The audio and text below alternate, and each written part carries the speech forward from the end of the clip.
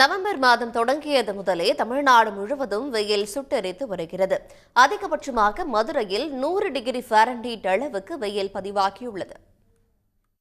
தமிழ்நாட்டில் அக்டோபர் மாதம் வடகிழக்கு பருவமழை வெளுத்து வாங்கிய நிலையில் இயல்பை விட 36% கூடுதலாக மழை பெய்துள்ளதாக வானிலை மையம் தெரிவித்தது. ஆனால் அதற்கு நேர்மாறாக நவம்பர் மாதம் தொடங்கியது முதலே தமிழ்நாடு முழுவதும் வெயிலின் தாக்கம் அதிகமாக காணப்படுகிறது.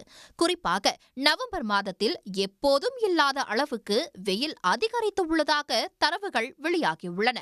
சென்னை நுங்கம்பாக்கம் மற்றும் மீனம்பாக்கம் பகுதிகளில் கடந்த 150 ஆண்டுகளில் இல்லாத அளவுக்கு நவம்பர் 1 மற்றும் 3ஆம் தேதிகளில் 96 டிகிரி ஃபாரன்ஹீட் அளவுக்கு வெப்பம் பதிவாகியுள்ளது. ஈரோட்டில் கடந்த 25 ஆண்டுகளில் இல்லாத அளவுக்கு நவம்பர் மாதத்தின் முதல் 3 நாட்களிலும் 98 டிகிரி ஃபாரன்ஹீட் அளவுக்கு வெயில் கொளுத்தியது. இதேபோல் வேலூரிலும் 96 டிகிரி ஃபாரன்ஹீட் அளவுக்கு வெயில் வாட்டியது. மதுரையில் நேற்று 100 டிகிரி ஃபாரன்ஹீட் அளவுக்கு வெயில் தகித்தது. நாகப்பட்டினத்தில் 95 டிகிரி ஃபாரன்ஹீட், காரைக்காலில் 93 டிகிரி ஃபாரன்ஹீட் அளவுக்கு வெயில் சுட்டெரித்தது.